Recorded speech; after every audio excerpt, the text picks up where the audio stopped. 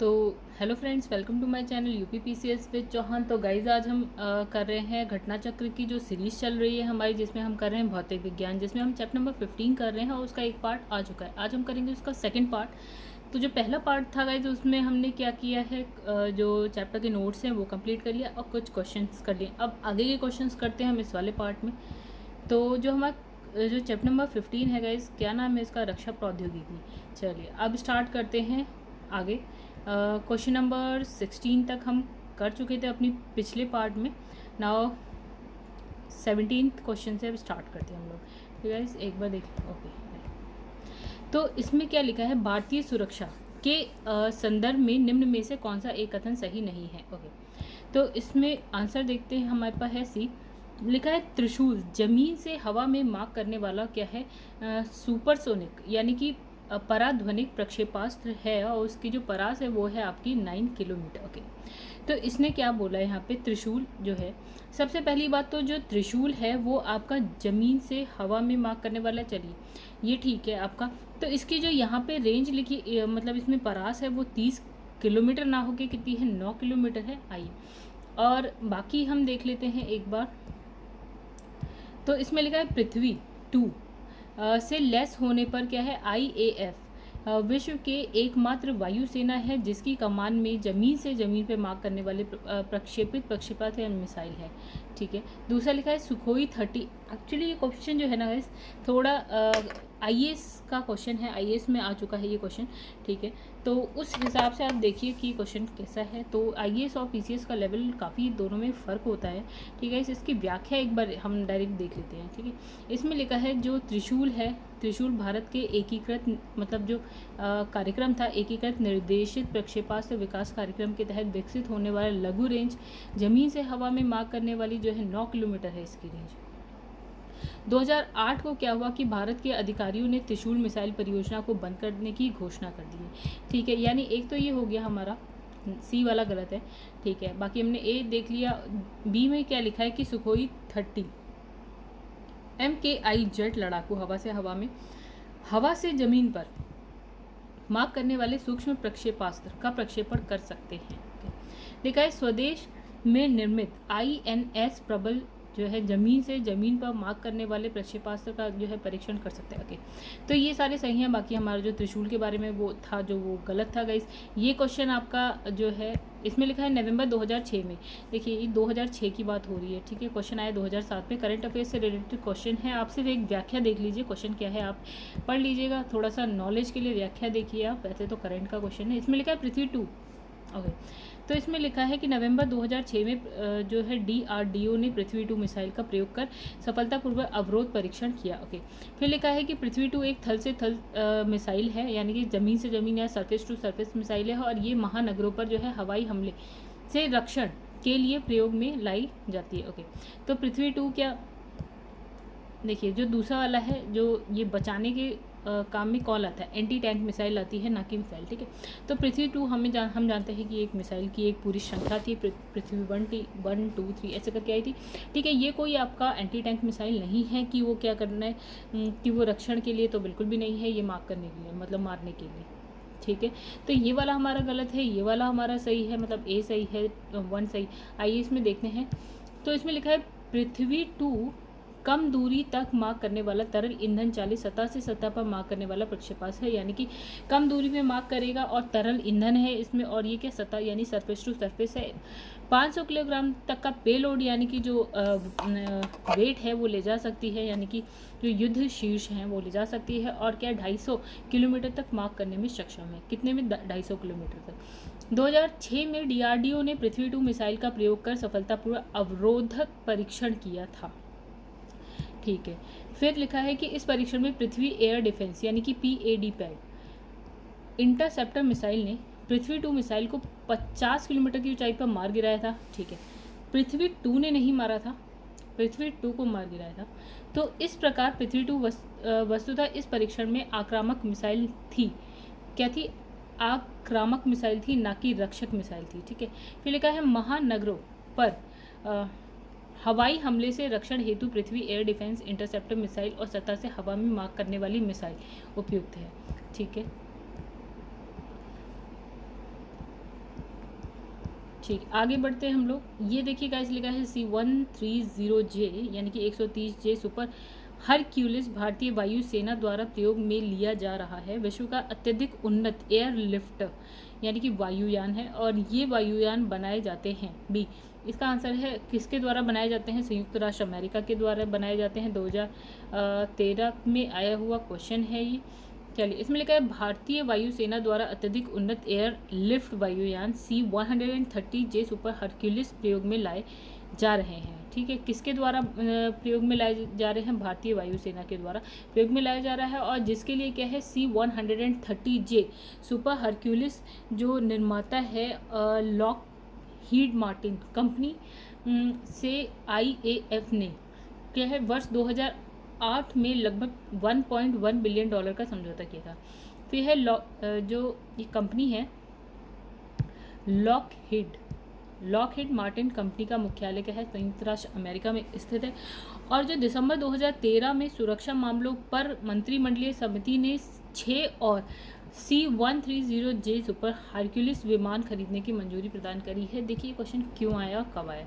2013 का ये क्वेश्चन है। एक्चुअली क्या हुआ था कि उसी वक्त यानी कि 2013 में ही क्या होती और भी ऑर्डर दिए गए हैं 6 और C-130J सुपर हरक्यूलिस विमान खरीदने की मंजूरी प्रदान की गई थी उस वक्त 2013 में। तो 2013 का क्वेश्चन है गाइस। तो वही है, ये भी एक तरीके से देखा जाए तो करंट में ऐसा कुछ हुआ था उस वक्त और ये उससे रिलेटेड क्या है आपके पास क्वेश्चन आ जाता है। ठीक है, तो आप पढ़िएगा उसको एक बार फिर से। फिर इसमें लिखा निम्नलिखित में से भारतीय वायुसेना का कौन सा विमान हवा से हवा में पुनः ईंधन भरने का कार्य करता है? यहाँ बात हो रही है ईंधन भरने का कार्य करता है कौन? इसमें लिखा है इल्यूशन 1L70A। ठीक है, ये याद करना पड़ेगा आपको, रटना पड़ेगा। ठीक है, अब इसमें लिखा है अरिहंत, अवाक्स, एटलस, सेंटोर और नाग। ये सब क्या है? ठीक है, आइए देखते हैं। लिखा है कि INS अरिहंत। देखिए, अब INS अरिहंत से तो आप थोड़ा समझ गए होंगे। भारत की नाभिकीय सक्षम पनडुब्बी यानी कि इसमें नाभिकीय जो वो होता है आपके पास युद्धक शीर्ष होते हैं यानी कि नाभिकीय बम, ऐसा मान लीजिए कि उसमें जो है इंस्टॉल हो रखे हैं। किसमें? INS अरिहंत में। अत्याधुनिक तकनीक पोत परियोजना के अंतर्गत इसका निर्माण किया गया और ये तो हो गया आपका INS अरिहंत की बात। दूसरा है अवाक्स में क्या है?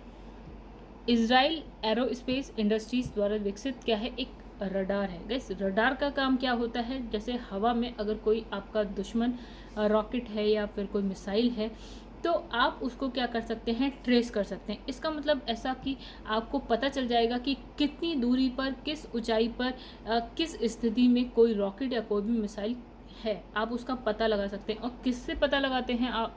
तो आप पता लगाते हैं रडार से, राइट? तो रडार से आप पता लगाते हैं। और इधर जो बात हुई है अवाक्स, ये एक रडार है और किसने बनाया है? किसके द्वारा विकसित है? इजराइल एरोस्पेस इंडस्ट्री द्वारा। ठीक है, अब नेक्स्ट आता है आपका एटलस सेंटोर। ठीक है, अब ये क्या है? 2 पढ़ लिए, तीसरा ये तो अमेरिका द्वारा विकसित क्या है? क्रायोजेनिक रॉकेट है। या क्रायोजेनिक रॉकेट, हमने क्रायोजेनिक तकनीक के बारे में थोड़ा सा पढ़ा था हमने पिछले चैप्टर में कि क्रायोजेनिक तकनीक क्या थी। तो वो यही है कि क्रायोजेनिक रॉकेट है और क्रायोजेनिक इंजन का प्रयोग करने वाला ये क्या है? प्रथम रॉकेट है, इसलिए ये इंपॉर्टेंट है। क्या है? Atlas centaur. ये इंपॉर्टेंट तकनीक है आपकी क्रायोजेनिक तकनीक और क्रायोजेनिक इंजन बहुत ही इंपॉर्टेंट है। आपने कहाँ यूज़ किया था गाइस? थोड़ा सा याद करेंगे तो आपको याद आएगा। आपने GSLV के जो तीसरा चरण था ना, जैसे उसमें 3 चरण थे। GSLV जो हमने बनाया था लॉन्चर जो है सैटेलाइट लॉन्च करने वाला था, तो उसका जो वो भी Mark 3 मतलब GSLV में जो ऐसे करके 1 2 3 3 स्टेजेस होती हैं। जो तीसरा स्टेज है उसमें जो इंजन था मतलब ईंधन वो था क्रायोजेनिक ईंधन था वहाँ पे। ठीक है, फिर इसमें बात करी कि नाग। अब नाग तो हम पहले भी पढ़ चुके हैं। भारत द्वारा विकसित तृतीय पीढ़ी का क्या है? प्रति टैंक या एंटी टैंक मिसाइल है ये। एंटी टैंक मिसाइल आपको पता होगा क्या होता है कि कोई मिसाइल आ रहा है उसको हवा में ही क्या है मार के गिरा देना या उसको रोक देना, अवरोध करना, कुछ भी। ठीक है, भारत की पहली सशस्त्र जो है परमाणु पनडुब्बी गई, अभी हमने देखा ऊपर ही लिखा था एक INS अरिहंत। ठीक है, तो इसका आंसर है C जो कि है आपका INS Arihant. Okay, next question पे आ जाते हैं हम लोग। तो लिखा है एडमिरल सुनील लांबा ने 2016 में INS अरिहंत को औपचारिक रूप से भारतीय नौसेना में क्या किया, शामिल किया। ठीक है, ये भारत की पहली स्वदेश निर्मित क्या है, परमाणु पनडुब्बी है। ठीक है, जिसमें परमाणु बम होंगे। ठीक है, ये 83 मेगावाट के दाबित हल्के जल परमाणु रिएक्टर द्वारा संचालित है और इसका जो वजन है वो है 6000 टन।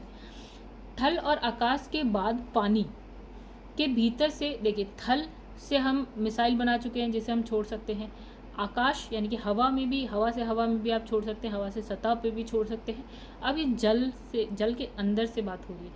तो थल और आकाश के बाद पानी के भीतर से परमाणु वार करने की परमाणु त्रयी क्षमता हासिल करने वाला भारत विश्व का छठा देश है।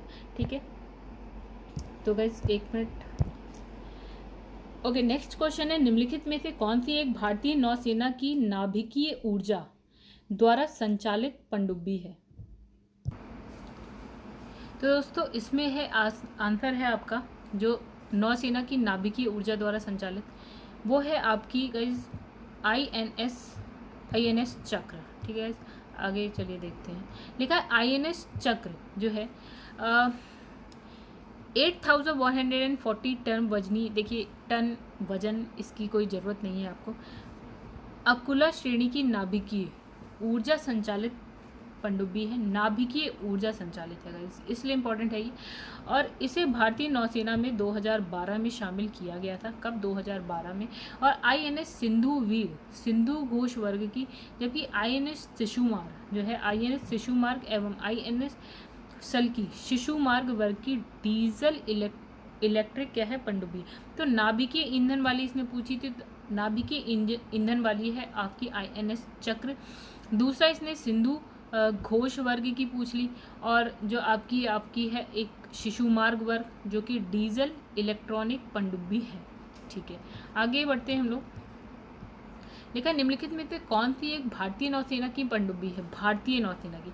तो इसमें लिखा है आपका जो बी है वो लिखा है INS सिंधु रक्षक। ओके, लिखा है INS सिंधु रक्षक भारतीय नौसेना की क्या है, पनडुब्बी है, और ये सिंधु घोष श्रेणी की पनडुब्बी है। ओके, अभी हमने पढ़ा सिंधु घोष श्रेणी की पनडुब्बी है। 2013 में INS सिंधु रक्षक मुंबई हार्बर के पास क्या है के पास आग लगने से क्या हुई, दुर्घटनाग्रस्त हो गई। ठीक है, ओके, नेक्स्ट क्वेश्चन पे आते हैं हम लोग। इसमें लिखा है अग्नि प्रथम प्रक्षेपास्त्र जिसकी जुलाई 2004 में परीक्षण किया गया, उसकी जो मारक क्षमता है वो क्या है। गाइस अग्नि प्रथम सबसे स्टार्टिंग में आया है, तो अग्नि प्रथम की जो क्षमता है आपकी, आपने पढ़ा होगा जब हम नोट्स पढ़े थे, तो वो थी कुछ 700 किलोमीटर। ओके, तो देखिए इसमें लिखा है एक रेंज लिखिए, 700 से 1250 किलोमीटर है इसकी रेंज है। ठीक है, ओके, नेक्स्ट क्वेश्चन पे आ जाते हैं हम लोग।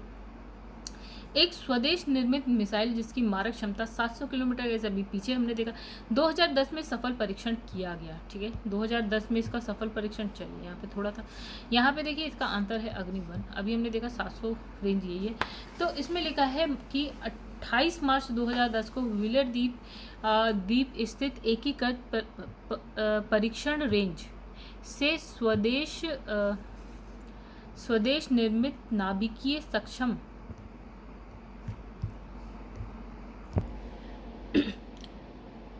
लघु से मध्यम दूरी की बैलिस्टिक मिसाइल अग्नि-1 का सफल परीक्षण किया गया था। और ये जो है सतह पर मार करने वाली एक चरणीय मिसाइल है, यानी कि इसमें एक स्टेज है, और जिसकी रेंज क्या है आपकी 700 से लेकर 1250 है।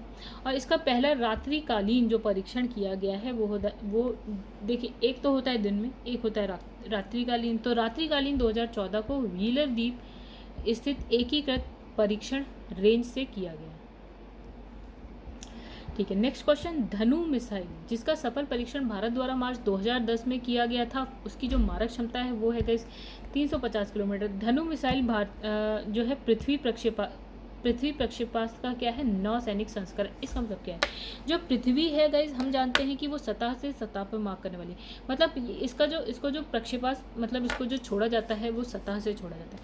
अब पृथ्वी का एक नौसैनिक वर्जन बनाया गया, ठीक है, यानी कि संस्करण बनाया गया, और वो था आपका धनु मिसाइल। ठीक है, तो इस मिसाइल की जो मारक क्षमता है वो कितनी है, मतलब कितनी दूर तक जाके मतलब क्या है टारगेट कर सकती है वो है 350 किलोमीटर दूर तक। और इसकी जो नवीन परीक्षण जो है उसका 2018 को उड़ीसा तट के निकट जो है बंगाल की खाड़ी में किया गया। ओके, चलिए आगे बढ़ते हैं हम लोग। लिखा है भारत द्वारा विकसित ICBM जिसकी जो मारक क्षमता है वो है 2000 किलोमीटर से अधिक को निम्नलिखित नाम से जाना जाता है। ठीक है, तो 2000 किलोमीटर से अधिक। ओके, लिखा है कि भारत में एक एकीकृत निर्देशित, मतलब जो आपका वो प्रोग्राम था, एकीकृत निर्देशित प्रक्षेपास्त्र जो है विकास कार्यक्रम के अंतर्गत अग्नि प्रक्षेपास्त्र की एक श्रृंखला का विकास किया गया।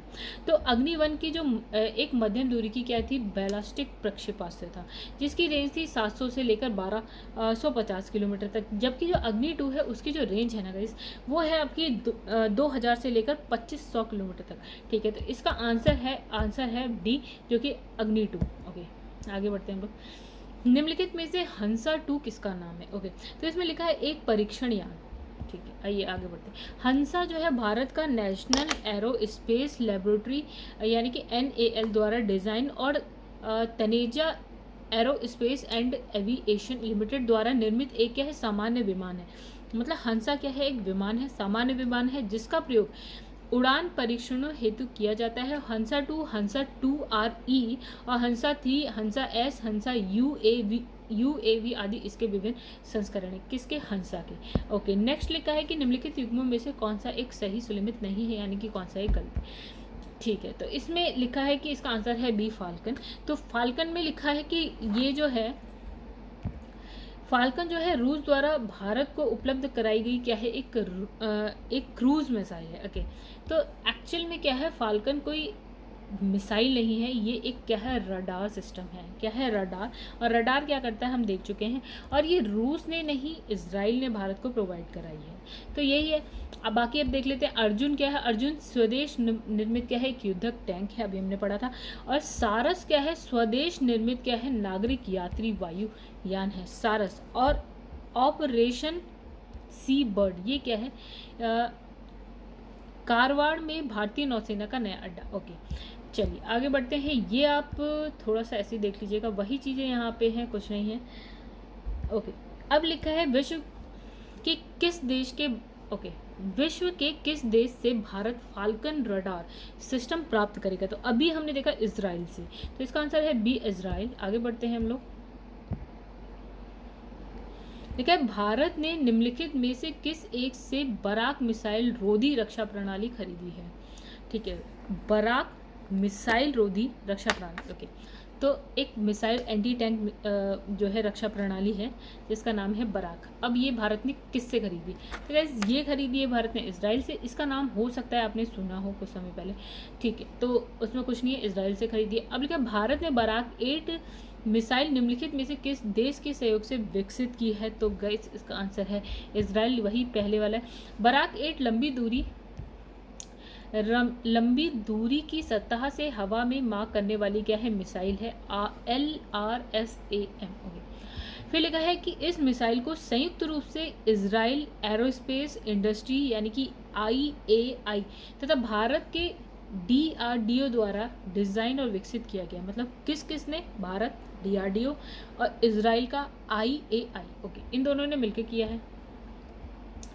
नेक्स्ट क्वेश्चन आता है, भारतीय नौसेना के लिए चालक रहित हेलीकॉप्टर का विकास निम्न में से किस देश के सहयोग से किया गया? मतलब एक हेलीकॉप्टर जिसमें चालक नहीं है, मतलब ड्राइवर नहीं, यानी कि पायलट नहीं है। ठीक है, तो इजराइल ने भारत की करी है। तो भारत की है हिंदुस्तान एरोनॉटिक्स लिमिटेड और इजराइल की क्या है, इजराइल एरोस्पेस इंडस्ट्री यानी कि IAI। ओके, द्वारा संयुक्त रूप से मानव रहित हेलीकॉप्टर का विकास किया गया है। गाइस क्वेश्चन नंबर 31 में लिखा है करंट अफेयर्स।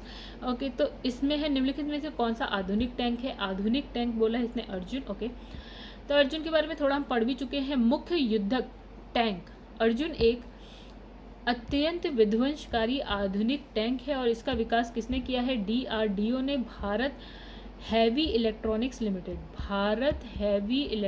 लिमिटेड यानी कि BHEL, भारत अर्थ मूवर्स लिमिटेड, फिर है अवाड़ी स्थित भारतीय वाहन फैक्ट्री के सहयोग से स्वदेशी आयातित तकनीक के द्वारा किया है। मतलब स्वदेशी तकनीक भी है और बाहर से ली गई आयातित तकनीक भी है। किसके लिए? अर्जुन के लिए। स्वदेशी तकनीक से तैयार किए गए प्रथम T-90S युद्धक टैंक को नाम दिया गया भीष्म। तो गाइस ये सब आपको थोड़ा बहुत देखना पड़ेगा, प्लस ऐसा भी हो सकता है कि जो अभी करंट में क्वेश्चन आए वो पूछा जाए, बहुत पुराने क्वेश्चंस नहीं पूछे जाए, ऐसा भी हो सकता है, क्योंकि साइंस में अधिकतर देखा गया है कि जो आपके करंट अफेयर से रिलेटेड क्वेश्चन हैं वही आते हैं।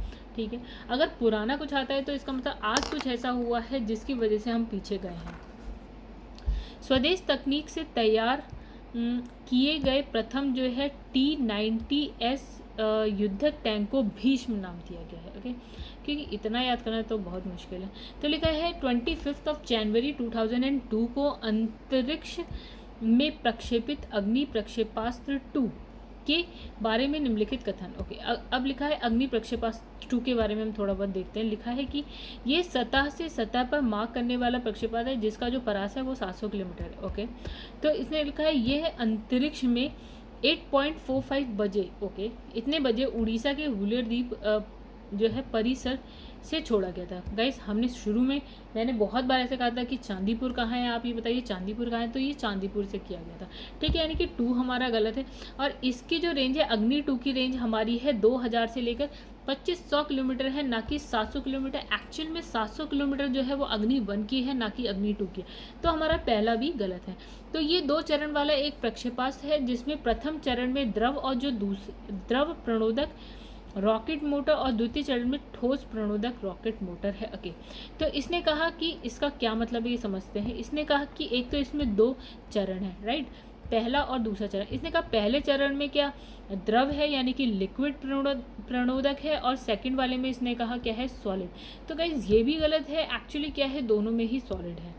ठीक है, अग्नि 2 के। तो इसका जो आंसर है गाइस इसका कुछ आंसर नहीं है। तो मतलब यहाँ पे फिलहाल हमारे पास ऑप्शन में कोई और आंसर नहीं है, तो ये कुछ इस तरह से है। तो जो भी था इसको एक्सप्लेन जो यहाँ किया है वो मैं कर चुकी हूँ पहले, आप पढ़ लीजिएगा अगर आप पढ़ना चाहें तो इसे पढ़िए। ठीक है, अग्नि 2 प्रक्षेपास्त्र को प्रक्षेपित किया गया था, अभी हमने देखा कहाँ से किया गया था, चांदीपुर से किया था। आइए देखते हैं। सतह से सतह पे मार करने वाली जो है मध्यम दूरी की बैलिस्टिक मिसाइल अग्नि 2 का कब किया गया? 2001 में ओडिशा के बालासोर स्थित चांदीपुर एकीकृत परीक्षण रेंज के निकट बंगाल की खाड़ी के व्हीलर द्वीप से किया गया। यानी कि आपको जो एक नाम याद रखना था वो था चांदीपुर, जहाँ से आप क्या कर रहे थे, प्रक्षेपण कर रहे थे, राइट। तो जो परीक्षण हो रहा था वो चांदीपुर से हो रहा था। तो मैंने कहा था कि चांदीपुर कहाँ है ये बताइए। तो देखिए इस क्वेश्चन में आया कि ये कहाँ है, उड़ीसा में, और कहाँ पे, बंगाल की खाड़ी में व्हीलर द्वीप से किया गया था। ठीक है, जिसकी जो मारक क्षमता है यानी कि अग्नि 2 की बात हो रही है तो 2000 से लेकर 250 किलोमीटर तक है। और 2019 में इसमें नया क्या हुआ है कि जो ये है उड़ीसा तट पर स्थित अब्दुल कलाम द्वीप से इस मिसाइल का क्या किया गया, रात्रि परीक्षण किया गया। मतलब दिन में जो हो रहा है और रात्रि परीक्षण, तो रात्रि परीक्षण भी इम्पोर्टेंट है। ठीक है, 2019 में किया गया उड़ीसा में। ठीक है, कौन सा, अब्दुल कलाम द्वीप से किया गया। तो इसमें लिखा है अग्नि 2 ही है, तो गाइस इसका आंसर आप बता सकते हैं खुद ही। अग्नि 4 की बात करते हैं। देखिए गाइस हमने क्या देखा था, अग्नि 1, अग्नि 2, अग्नि 3, राइट। फिर अग्नि 2 को हमने थोड़ा मॉडिफाई किया था और उसको बोल दिया था अग्नि 2 प्राइम। ठीक है, फिर उसी को नाम बदल दिया था अग्नि 2 प्लस, और फिर उसी का नाम बदल दिया था और कर दिया था अग्नि 4। ठीक है, तो इसका जो आंसर है, ओके, तो इसमें लिखा है ये धरातल से धरातल पर मार्क करने वाला प्रक्षेपास्त्र एकदम सही है। ये जो अग्नि रेंज की अग्नि सीरीज में जो भी आई है वो आपकी सरफेस टू सरफेस ही। ओके, फिर इसमें लिखा है इसमें केवल द्रव नोदक ईंधन के रूप में जो है इस्तेमाल होता है। ओके, तो इसने कहा, अभी हमने पिछला क्या देखा, हमने देखा था ठोस, तो द्रव, केवल द्रव नहीं है। ठीक है, तो ये एक टन नाभिकीय वार हेड को जो है 775, तो 1 टन नाभिकीय वॉर हेड को 7500 किलोमीटर दूरी तक फेंक सकता है। तो गाइस यहाँ पे थोड़ा सा हम वो चेंज करते हैं। इसने कहा 1 टन नाभिकीय वॉर हेड यानी कि 1000 किलोग्राम लिखा है। 1 टन में कितने किलोग्राम होते हैं, 100। ठीक है, तो यहाँ एक गलती। दूसरा इसने कहा 7500 किलोमीटर दूरी, तो यहाँ पे लिखा है इसका जो मतलब रियल मैंने यहाँ पे लिख दिया है 3500 किलोमीटर। तो गाइस ये आपका गलत है। ठीक है, ये भी गलत है और पहला तो सही है, यानी कि एक सही है सिर्फ। ठीक है, तो ये आप पढ़ लीजिए, इसमें कुछ नया नहीं है, वही सारी चीज़ें हैं और इनफैक्ट हम पहले पढ़ चुके हैं। तो इसमें लिखा है अग्नि 5, ठीक है, फिर उसके बाद अग्नि 5 आता है, ठीक है। तो अग्नि 5 मिसाइल के विषय में अब थोड़ी सी बातें कर लेते हैं। इसने कहा कौन सा गलत है, ठीक है। तो आइए थोड़ा सा इसकी, ठीक है, इसने कहा ये पूर्णतः स्वदेशी नहीं है, इनफैक्ट अग्नि मिसाइल जो आ रही है वो हमारी स्वदेशी ही है, ठीक है। तो यही हमारा गलत हो गया। तो इसमें कहीं से भी प्रक्षेपित, मतलब इसको इसने कहा कहीं से भी प्रक्षेपित किया जा सकता है।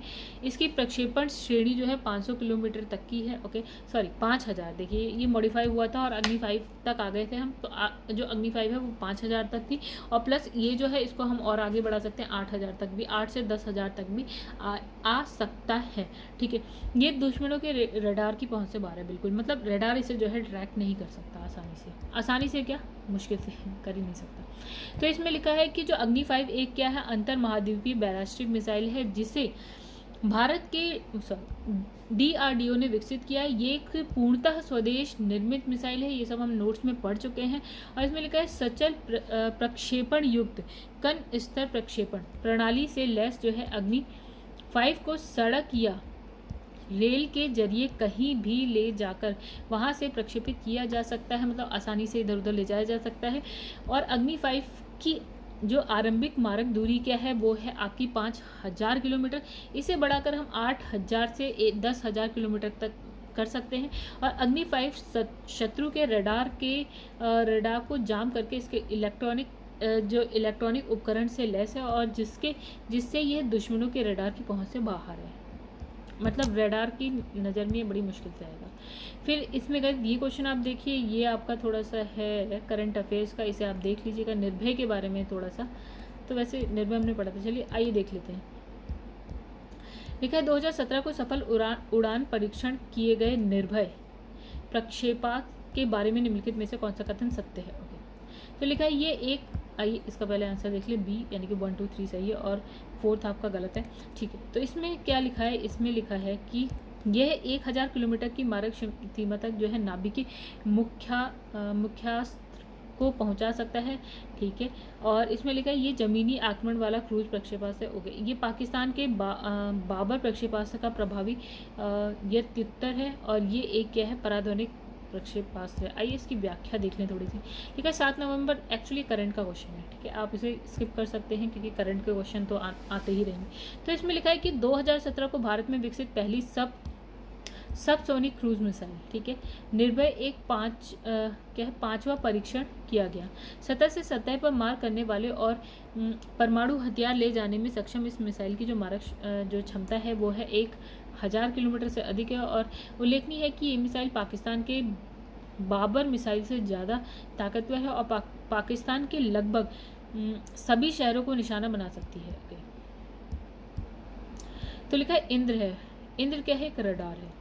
तो इंद्रा इंडियन डाइपोलर रडार भारतीय थल सेना और वायु सेना हेतु DRDO द्वारा विकसित 2D रडार की एक श्रृंखला है। और इस श्रृंखला के अंतर्गत विकसित जो रडार है वो है इंद्र 1, इंद्र 2। तो इसका जो प्रयोग है श्रीलंका की वायुसेना द्वारा भी किया जा रहा है, यानी कि श्रीलंका की जो वायुसेना है इसको यूज़ कर रही है अभी, ठीक है, प्रयोग में ला रही है।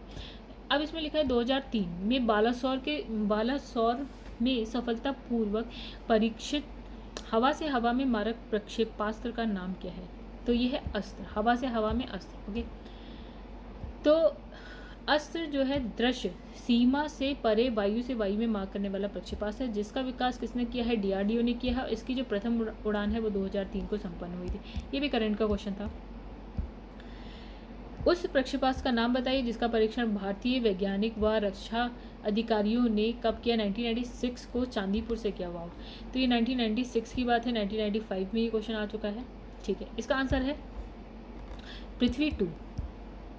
तो लिखा है 1996 को पृथ्वी 2 प्रक्षेपास्त्र का परीक्षण जो है किया गया। और 2018 को उड़ीसा के बालासोर स्थित चांदीपुर रेंज से जो पृथ्वी 2 मिसाइल है उसका रात्रि परीक्षण किया गया। ये क्वेश्चन क्यों आता है, क्योंकि 2018 में कुछ ऐसा हो जाता है, यानी इसका हमने क्या किया, अब रात्रि परीक्षण किया। तो जो है आपका पृथ्वी 2 एक चरणीय तरल प्रणोदक चालित मिसाइल है, यानी कि इस एक ही स्टेज है, एक ही चरण है, और उसमें जो प्रणोदक है वो आपका लिक्विड है। फिर लिखा है कि निम्नलिखित में से पूर्व राष्ट्रपति अब्दुल कलाम ने कौन सा लड़ाकू वायुयान उड़ाया था। मतलब पूर्व राष्ट्रपति अब्दुल कलाम उन्होंने कोई लड़ाकू विमान उड़ाया, वो है सुकोई 30 MKI। ओके, तो लिखा है 2006 को तत्कालीन जो राष्ट्रपति थे हमारे अब्दुल कलाम, उन्होंने 30 मिनट के लिए क्या है लड़ाकू वायुयान है सुकोई 30 MKI को उड़ाया, और उसके साथ उनके साथ जो सहयोगी पायलट जो है विंग कमांडर अजय राठौर रहे। ठीक है, इसके पश्चात पूर्व राष्ट्रपति मतलब अब्दुल कलाम ने भी उड़ाया, और उसके बाद प्रतिभा पाटिल थी। ठीक है, प्रतिभा पाटिल ने भी अपने कार्यकाल में कब 2009 को सुखोई 30 MKI वही विमान जो है उड़ान भरकर जो है इतिहास रचा। ठीक है, वे किसी लड़ाकू वायुयान में सवार होकर उड़ान भरने वाली क्या भारतीय पहली महिला थी। ठीक है, कौन? प्रतिभा पाटिल, पूर्व राष्ट्रपति, 2009 की बात है। फिर लिखा है कि अमेरिका के मिसाइल टेक्नोलॉजी नियंत्रण व्यवस्था के अंतर्गत किस पर 2 वर्ष के लिए रोक लगा दी गई। तो गाइस इसका आंसर है भारतीय रक्षा अनुसंधान संगठन। ये देखिए क्या है 1992 में क्या है अमेरिका ने मिसाइल तकनीकी नियंत्रण व्यवस्था के अंतर्गत इसरो पर प्रतिबंध लगा दिया था। गाइस अमेरिका ने जो है भारत पर प्रतिबंध लगाया है पहले। ठीक है, तो हमने बहुत बार देखा, हमने जब सुपर कंप्यूटर की बात आती है तब भी भारत ने क्रे सुपर कंप्यूटर जो है अमेरिका से मांगा था, यानी अमेरिका उस इंडिया को देने वाला था, तब वहाँ पे भी प्रतिबंध था जिसकी वजह से अमेरिका ने नहीं दिया था। फिर 1992 के आसपास की बात है, तब भी प्रतिबंध था। इनफैक्ट 2002 तक ऐसा रहा कि जो है अमेरिका ने प्रतिबंध लगा रखा था भारत पे बहुत चीज़ों पे। ठीक है, और 1992 के बाद थोड़ा सा यहाँ पे सही हुआ है कहानी। ठीक है, और जैसे कि आजकल आप देखते होंगे कि उसने क्या ईरान पे जो प्रतिबंध लगा रखे उसी तरह से था पहले। तो निम्नलिखित में से और इसका एक कारण ये भी था जो हम लोगों ने क्या किया था, जो पोखरण में जो हमने किया था वो भी था इसका एक कारण। निम्नलिखित में से भारतीय प्रक्षेपास्त्रों के पूर्व जो है स्वदेशी कार्यक्रम का निर्माता कौन कहलाया। ओके, तो ये बहुत आसान है, आंसर इसका है अब्दुल कलाम।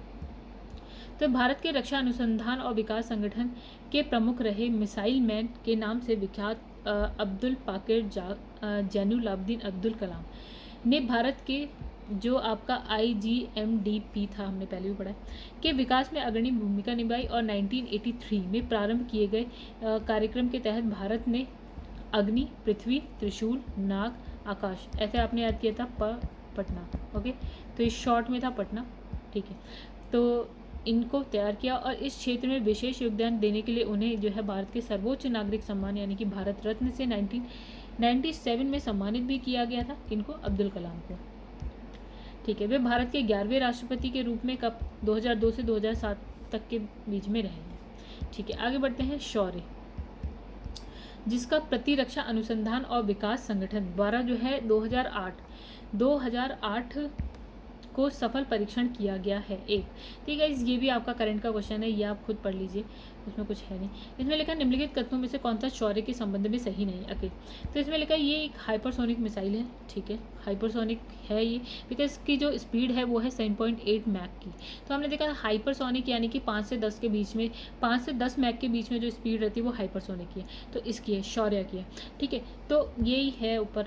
ठीक है, इसमें लिखा है ये सतह से सतह पर मार करने वाली मिसाइल। ओके, तो इसने यहाँ लिखा है कि ये जो है 900 किलोमीटर तक मार कर सकती है, गलत, ये 700 किलोमीटर तक कर सकती है। और इसका जो सफल परीक्षण है 2011 को किया गया। बाकी चीज़ें सही हैं, बस यहाँ पे जो गलत है वो ये है कि ये 900 किलोमीटर तक मार कर सकती है, नहीं ये 700 किलोमीटर तक मार कर सकती है। यही चीज़ यहाँ लिखी है, कुछ नया नहीं है। और इसका जो परीक्षण किया गया वो गाइस इंपॉर्टेंट है थोड़ा सा, 2011 में उड़ीसा के चांदीपुर से किया गया था। ठीक है, आगे बढ़ते हैं हम लोग। लिखा है भारतीय रक्षा के संदर्भ में। ठीक है, निम्नलिखित कथनों पर विचार कीजिए। शौर्य मिसाइल 8 मैक से अधिक जो है गति से उड़ सकती है। गाइस अभी हमने पढ़ा कि वो 7.5 मैक की स्पीड से उड़ सकती है। शौर्य मिसाइल का जो परास है यानी कि किलोमीटर में हमने देखा था 700 किलोमीटर है, ना कि 1600 किलोमीटर है। ठीक है, तो ये भी गलत है, ये भी गलत है, तो हो सकता है इसका आंसर डी हो। तो गाइस इसका आंसर डी ही है। ठीक है, आगे आप ये थोड़ा सा पढ़िएगा, वही चीज़ है, कुछ नया नहीं है। तो इसमें लिखा है देशज तकनीक से विकसित तेजस आपने बहुत नाम सुना होगा। तो ये क्या है, एक लड़ाकू विमान है, इनफैक्ट हल्का, बहुत ही लाइट वेटेड जो है लड़ाकू विमान है। तो इसने लिखा है देसी तकनीक यानी कि स्वदेशी तकनीक से विकसित तेजस क्या है, एक हल्का जो है फोर्थ जनरेशन यानी कि चौथी पीढ़ी का एक लड़ाकू विमान है, जिसका ये नामकरण जो है तत्कालीन जो प्रधानमंत्री थे अटल बिहारी वाजपेयी ने किया था। मतलब इसका जो नामकरण है वो किसने किया था, अटल बिहारी वाजपेयी ने किया था। ओके, 2003 में वही थे, उसके बाद मनमोहन सिंह आते। तो 2003 का तेज गति के साथ मतलब तेजस ने प्रथम बार जो है 2003 को तेज गति के साथ क्या है उड़ान भरी। अब 2011 में भारत द्वारा निर्मित प्रथम हल्के लड़ाकू स्वदेशी विमान तेजस को जो है तत्कालीन रक्षा मंत्री कौन थे, A.K. एंटनी ने भारतीय वायुसेना को सौंप दिया। कब सौंपा है, 2011 को सौंपा है। तो 2016 में तेजस की पहली स्क्वाड्रन को भारतीय वायुसेना में शामिल किया गया। कब, 2016 में। ओके, फिर लिखा है 2019 को तेजस मार्क 1 को भारतीय वायुसेना में तैनाती हेतु अंतिम परिचालन निकासी प्रदान की गई। ओके, नेक्स्ट पढ़ते हैं। तेजस के बारे में ही है गाइस, ये आप देख लीजिए क्वेश्चन। इसमें लिखा भारत के द्वारा निर्मित हल्के वही क्वेश्चन है आपका, तेजस क्या है आपका, और भारतीय वायुसेना का पहला लड़ाकू विमान। तो इसमें आइए इसकी व्याख्या देखते हैं। देखा, हल्के लड़ाकू विमान तेजस की पहली स्क्वाड्रन जो है 2016 को भारतीय वायुसेना ने शामिल किया गया। ठीक है, फिर HAL हिंदुस्तान एरोनॉटिकल लिमिटेड, तो HF-24 मारुत के बाद तेजस हिंदुस्तान एरोनॉटिक लिमिटेड द्वारा विकसित दूसरा सुपरसोनिक फाइटर प्लेन है। ठीक है, फिर लिखा है HAL HF-24 मारुत की पहली फ्लाइट 1961 में हुई थी और अप्रैल 1967 में भारतीय वायुसेना में शामिल किया गया। 1990 को सेवानिवृत्त मतलब रिटायर होने तक क्या है इसकी कुल 147 विमान निर्मित किए गए थे। ठीक है, अब इसने कहा है कि छत्तीसगढ़ लोक सेवा आयोग द्वारा संशोधित उत्तर पत्र में इस प्रश्न को क्या है, विकल्प A है इसका आंसर, यानी कि इसका तेजस के बारे में बात हो रही। Okay, admiral Gorshkov. ओके, तो ये क्या है, ये नौसैनिक विमान वाहक जहाज है। तो इसमें लिखा है 45,000 टन वजनी एडमिरल गोर्शकोव एक क्या है, नौसैनिक विमान वाहक पोत है। तत्कालीन सोवियत संघ की नौसेना में इस विशाल पोत ने वर्ष 1987 से लेकर 1997 तक अपनी सेवाएं दी। मतलब ये जो था पहले कहाँ था, सोवियत संघ की नौसेना में था, जो कि आज हम सोवियत संघ बहुत बड़ा था। ठीक है, जिसके बाद में 1991 के बाद टुकड़े हो गए, मतलब क्या हुआ, उसका विभाजन हो गया, विघटन हो गया। और उसके बाद जो अब उसका जो सबसे बड़ा देश हम क्या देखते हैं, रशिया है। ठीक है, तो रशिया उसमें इम्पोर्टेंट था USSR में। ठीक है, तो इसमें क्या हुआ कि 1997 तक इसने अपनी सेवाएं दी। ठीक है, तो फिर क्या होता है, भारत ने एडमिरल गोर्शकोव को खरीदने के लिए 2004 में रशिया के साथ एक अनुबंध पर हस्ताक्षर किए थे। किसके साथ गए, देखिए, एक तो हमने बोला सोवियत संघ, फिर हम बात कर रहे हैं रशिया की। हमने कहा 1991 में क्या होता है कि USSR का विघटन हो जाता है। ठीक है, USSR में क्या है, बहुत सारे देश थे। ठीक है, यानी कि दो पावर्स थी, एक तो अमेरिका थी और दूसरी थी USSR। ठीक है, तो उसका 1991 में विघटन हो जाता है और जो सबसे बड़ा देश है इस वक्त उसका वो था रशिया। ठीक है, तो अब 2004 में क्या होता है, 2004 में रशिया के साथ अनुबंध पर हस्ताक्षर किए जाते हैं और भारतीय संस्करण का नाम, अब इसका नाम जो है ना उसका नाम बदल दिया गया। पहले था गोर्शकोव, अब उसका नाम बदल दिया गया, जब भारत में आता है तो नाम रख दिया INS विक्रमादित्य। ठीक है, और 2013 को भारतीय नौसेना में इसे शामिल कर लिया गया। मतलब 1987 से लेकर 97 यानी कि 10 साल तक तो वो सोवियत संघ में रहा। ठीक है, उसके बाद भारत में आता है 2004 से लेकर 2004 में मतलब अनुबंध हो जाता है और 2013 को ये भारतीय नौसेना को दे दिया जाता है। आइए आगे बढ़ते हैं। फिर लिखा है, ये करंट अफेयर्स का क्वेश्चन है गाइस, पढ़िएगा आप खुद से। अब आइए, INS शक्ति भारत का स्वदेश निर्मित पहला। ओके, INS शक्ति, तो INS शक्ति भारतीय नौसेना के पोतों को समुद्र में तेल की आपूर्ति करने हेतु जो है विकसित तेल वाहक पोत है। तो क्या है ये आपका INS शक्ति जो है आपका समुद्र में जो भी आपके पास पोत होते हैं, जहाज होते हैं, उसमें तेल भरना होता है सपोज, ठीक है। तो तेल भरने के लिए हमें एक पोत चाहिए जिसका जो होता है तेल वाहक पोत, अब वो है INS शक्ति, ठीक है। मतलब INS शक्ति एक तेल वाहक पोत है, ओके। इसका जलावतरण कब हुआ था? 2010 में किया गया था और 2011 को है भारतीय नौसेना के बेड़े में शामिल कर दिया गया, ठीक है। एक होता है ना, कोई भी जब हम पोत बनाते हैं, ठीक, कोई जहाज बनाते हैं, पहले उसका जलावतरण हो जाता है, उसके बाद हम नौसेना को देते हैं, ठीक है। आइए आगे बढ़ते हैं हम लोग। INS अस्त्रधारिणी का जिसका हाल ही में, देखिए हाल ही में लिखा है, इसका मतलब ये करंट का क्वेश्चन है guys, ठीक है। तो आप इसको पढ़िए, ठीक है, ये आपके लिए है। लिखा है द्रव, मतलब ब्रह्मोस सुपरसोनिक क्रूज मिसाइल का निर्माण हुआ, इसमें लिखा है भारत और रशिया।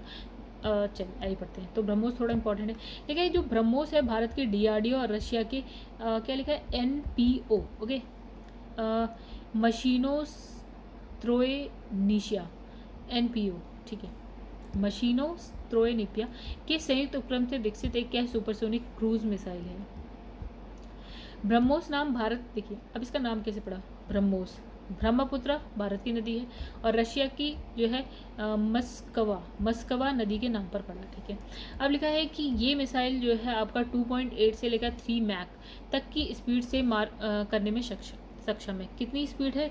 2.8 से 3 मैक, और जो आपकी साउंड की स्पीड 1 मैक होती है, ठीक है, उसका यानी कि इतने गुना अधिक, ठीक है। तो ब्रह्मोस जो है 290 किलोमीटर तक की रेंज तक वार करने में सक्षम है और 2013 को आंध्र प्रदेश के तट पर बंगाल की खाड़ी में ब्रह्मोस सुपरसोनिक मिसाइल का पनडुब्बी से छोड़े जाने वाले संस्करण का पहला परीक्षण सफलतापूर्वक संपन्न हुआ। कहाँ से? पनडुब्बी से। और कहाँ से सुपरसोनिक मिसाइल है? पनडुब्बी से कब किया गया? 2013 में किया गया। कहाँ से? आंध्र प्रदेश तट के बंगाल की खाड़ी में, ठीक है। तो आई होप आपको समझ में आया होगा। आगे बढ़ते हैं। क्वेश्चन नंबर है 62। आधुनिक ब्रह्मोस, गाइस ये भी रिपीट हो रहा है क्वेश्चन, ऐसे आप पढ़िए। ये भी देखिए जहाँ R लिखा है ना, तो जैसे मैंने ये R लिखा है ना, इसका मतलब ये रिपीट हो रहा है ये क्वेश्चन, ठीक। आइए आगे बढ़ते हैं। ये भी R है, ब्रह्मोस के बारे में ही है, तो इस पर टाइम वेस्ट ना किया जाए। ये भी कुछ वैसा ही है, पढ़िएगा आप लोग, ठीक है। मार्च 2009 में ब्रह्मोस मिसाइल प्रक्षेपित किया गया, ओके, पोखरण से, ओके। लिखा है 290 किलोमीटर की रेंज वाले ब्रह्मोस ब्लॉक 2 सुपरसोनिक प्रक्षेपास्त्र का परीक्षण 2009 में राजस्थान के पोखरण फायरिंग रेंज से किया गया। ब्रह्मोस मिसाइल के अत्याधुनिक उच्च कौशल वाले संस्करण का सफल परीक्षण 2013 को विशाखापट्टनम के तट से किया गया, ठीक है। तो इसने एक तो बात करी पोखरण से 2009 में, और विशाखापट्टनम से किया गया 2013 को। डिफेंस रिसर्च डेवलपमेंट ऑर्गेनाइजेशन यानी कि DRDO द्वारा बनाया गया मानव रहित एयरक्राफ्ट का नाम क्या था? गाइस लक्ष्य है उसका नाम। लिखा है कि लक्ष्य भारत द्वारा विकसित किया गया पहला चालक रहित वायुयान है जिसका विकास DRDO के वैमानिकी विकास प्रतिष्ठान द्वारा किया गया, ठीक है। फिर लिखा है तकनीकी युक्ति जिसे नेत्रा कहते हैं के बारे में निम्नलिखित कथनों में से एक सही है। क्या सही है? इसके बारे में ऐसी व्याख्या देख लेते हैं नेत्रा का। लिखा है यहाँ पे कि DRDO ने आतंकवादी और विरोधी गतिविधियों से निपटने के लिए विशेष मानव रहित विमान का विकास किया। किससे निपटने के लिए? आतंकवादी विरोधी गतिविधियों से निपटने के लिए, ठीक है। करीब 1.5 किलोग्राम भार का ये मानव रहित विमान नेत्रा आइडिया फोर्स और DRDO की पुणे स्थित प्रयोगशाला R&D के गठजोड़ का परिणाम है।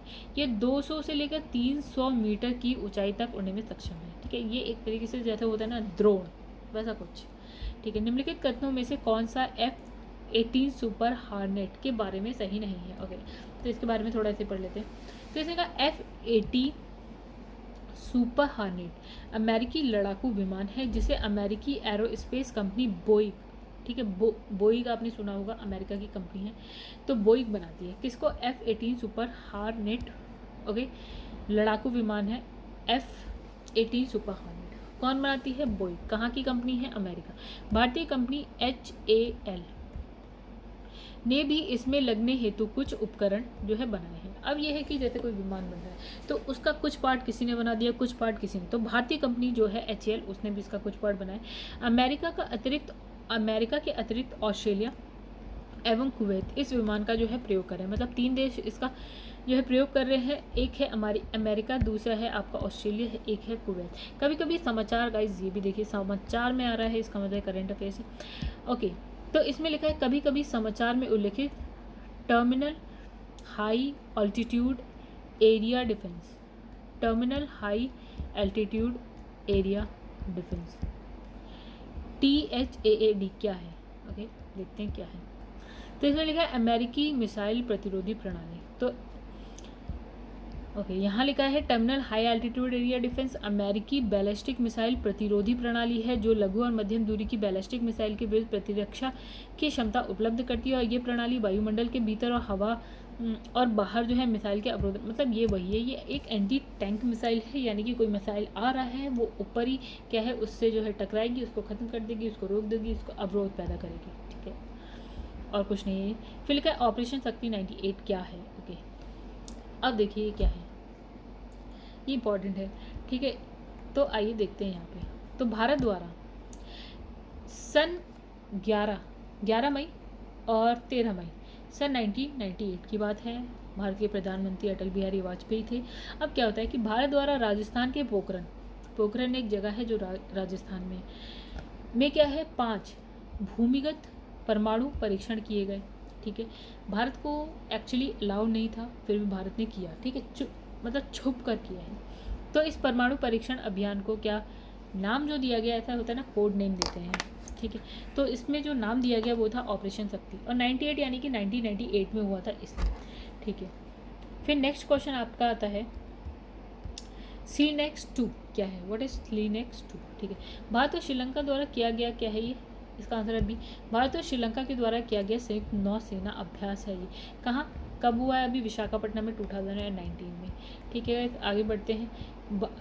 जो आपका हिंद महासागर है, हिंद महासागर नौसैनिक परिसंवाद IONS के संबंध में आइए देखते हैं।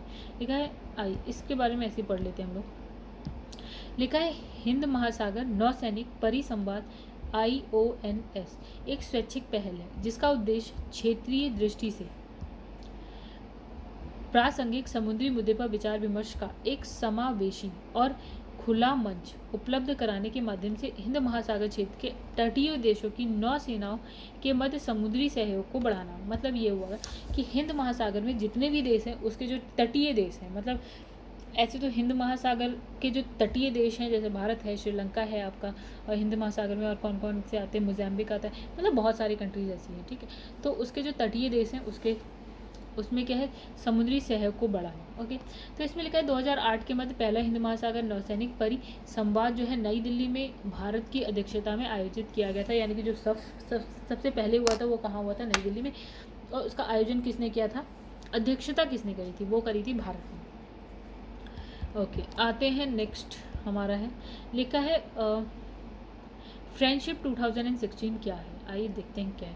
फ्रेंडशिप 2016 रशिया और पाकिस्तान के सैनिकों द्वारा किया गया एक संयुक्त युद्ध अभ्यास है। और ये संयुक्त युद्ध अभ्यास जो है 2016 के मध्य पाकिस्तान के शरात इकाई के रत्तू बेस पर किया गया था। इसमें करीब 70 रूसी और 130 पाकिस्तानी सैनिकों ने भाग लिया। और युद्ध अभ्यास को दिए गए नाम शीत युद्ध के दौरान में दोनों देशों के बीच रहे तनाव को खत्म होने का संकेत है। और उल्लेखनीय कि रशिया और पाकिस्तान की जो सेनाओं का ये पहला संयुक्त युद्ध अभ्यास था। यानी कि क्या होता है जब शीत युद्ध होता है, यानी कि दुनिया में 2, मतलब पृथ्वी पे अगर हम देखें कि वर्ल्ड में सिर्फ 2 ही शक्ति थी। एक थी आपकी USA, फर्स्ट वर्ल्ड वॉर होती है, सेकंड वर्ल्ड वॉर होती है, फिर होता है शीत युद्ध जिसमें 2 शक्तियां थी, एक अमेरिका थी और एक थी आपकी USSR। तो यहाँ पे चल रहा था कोल्ड वॉर चल रही थी। तब क्या था, जो पाकिस्तान था वो अमेरिका की साइड में था। तो यहाँ पे तनाव किसके बीच में होगा? USSR और पाकिस्तान के बीच में। तो हमने कहा रशिया और पाकिस्तान के बीच में जो तनाव है उसको कम करने के लिए जो हुआ है ये आपका युद्ध अभ्यास हुआ है। ठीक है गाइस, तो आप समझ गए होंगे फ्रेंडशिप 2016 में। ठीक है, ओके। न्यू स्टार्ट संधि यानी कि न्यू स्टार्ट ट्रीटी समाचारों में रही थी, यह संबंधित है। आइए थोड़ा सा ऐसे देख लेते हैं। न्यू स्टार्ट USA और रशिया यानी कि रूसी संघ के मध्य नाभिकीय शस्त्रों पर क्या है कटौती करने की द्विपक्षीय सामरिक महत्व की संधि है। और इस संधि पर क्या है तत्कालीन जो रूसी राष्ट्रपति है कौन है, दमित्री मेदवेदेव, और तत्कालीन अमेरिकी राष्ट्रपति कौन थे, ओबामा। 2010 को हस्ताक्षर किए थे, ठीक है, 2011 की बात है, 2010 को हस्ताक्षर हुआ है। और इस नई संधि के प्रावधानों के तहत कार्यशील और तैनाती परमाणु युद्ध अस्त्र ये जो भी हैं की जो संख्या है 1550 तक सीमित की गई। उल्लेखनीय है कि 2010 में क्या है अमेरिकी सीनेट द्वारा और जनवरी 2011 में क्या है रशिया ड्यूमा के द्वारा क्या है अनुमोदन के पश्चात 2011 को ये लागू हुई है, मतलब 5 फरवरी 2011 को ये लागू हुई। ओके गाइस, लास्ट क्वेश्चन है जो कि है आपका ऑपरेशन पवन के बारे में। देखते हैं क्या है ये ऑपरेशन पवन। तो इसमें लिखा है अक्टूबर 1987 में भारतीय शांति रक्षक सेना इंडियन पीस कीप फोर्स। अब ये थोड़ा आप समझिए, अब बहुत पीछे जा रहे हैं, राजीव गांधी प्रधानमंत्री थे तब की बात है। तो भारत और श्रीलंका समझौते के तहत लिट्टे एक ग्रुप था, ठीक है। तो लिट्टे के नियंत्रण वाले जो है जाफना में चलाए गए अभियान को बोला ऑपरेशन पवन, ठीक है। तो कौन जाता है, पीस कीपिंग फोर्स के द्वारा चलाया गया था ऑपरेशन पवन। और कहाँ चलाया गया था, श्रीलंका में चलाया गया था। लिट्टे करके एक ग्रुप था जिसको रोकने के लिए एक्चुअली चलाया गया था, ठीक है। तो ये 3 हफ्ते तक चला अभियान है।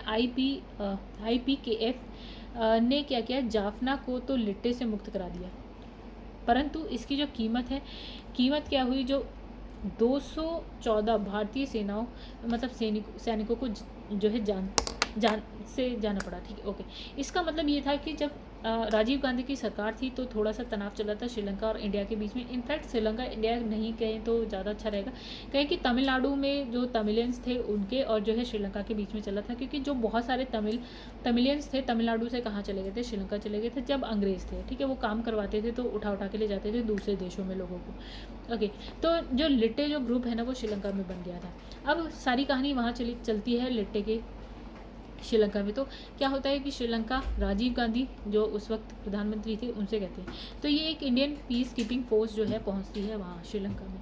तो यहाँ पे उनके बीच में जब होता है थोड़ा बहुत, तो लिट्टे से वो जाफना एक एरिया था उसको तो मुक्त करा दिया, लेकिन क्या होता है कि जो भारतीय सैनिक थे 214 वो मारे गए, ठीक है। तो यहाँ पे ये चैप्टर हमारा होता है ख़त्म। अब हम बात करेंगे नेक्स्ट चैप्टर की, और नेक्स्ट चैप्टर बहुत ही ईजी, मतलब ईजी क्या है रटने वाला है। मुख्य प्रमुख वैज्ञानिक उनके आविष्कार के बारे में बात करें तो गाइस अगर आपको तो ये नेक्स्ट वीडियो में देखेंगे हम नेक्स्ट चैप्टर, और ये लास्ट चैप्टर होगा हमारा प्रमुख वैज्ञानिक एवं आविष्कार, ठीक है। अगर आपको मेरी वीडियो पसंद आती है तो प्लीज़ लाइक करिए, मेरे चैनल को सब्सक्राइब करिए एंड शेयर करिए। तो मिलते हैं नेक्स्ट वीडियो में गाइस, थैंक यू।